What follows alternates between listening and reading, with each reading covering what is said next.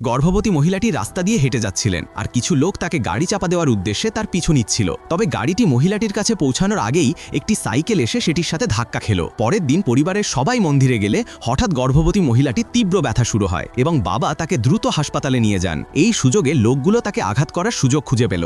ব্যথায় কাঁদতে থাকা মহিলাটির অপারেশনের জন্য নার্স স্বামীর অনুমতি চাইলেন, কিন্তু মেয়ের করুণ অবস্থা দেখে বাবা তাদের দ্রুত অপারেশন করতে জোরাজোরি করলেন। স্বামী মালয়েশিয়ার থাকায় এই খবর জেনে চিন্তিত হয়ে গেলেন, আর এদিকে মহিলাটি একবার তাকে দেখার জন্য মিনতি করছিলেন। এই সময়েই লোকগুলো মহিলাটিকে মারার উদ্দেশ্যে হাসপাতালে পৌঁছালো। তারা মেয়েটিকে একা পেয়ে স্ট্রেচারটি সরিয়ে দেওয়ায় মহিলাটি দেওয়ালে ধাক্কা খেয়ে অজ্ঞান হয়ে যান। নার্সরা মহিলাটিকে খুঁজে পেয়ে দ্রুত অপারেশন থিয়েটারে নিয়ে যান। লোকগুলো জানতে পারে যে মহিলাটি বেঁচে আছে, তাই তারা লুকিয়ে সুযোগের অপেক্ষায় রইল। চিকিৎসকরা জানালেন যে মহিলাটিকে বাঁচাতে ও নেগেটিভ রক্তের প্রয়োজন, ফলে বাবা রক্তের জন্য সবার কাছে ছুটে বেড়াতে লাগলেন। এর কিছুক্ষণ পরই মহিলাটি একটি ফুটফুটে সন্তানের জন্ম দিলেন, কিন্তু এবার সেই লোকগুলো নজর ছিল নবজাতক শিশুটির দিকে।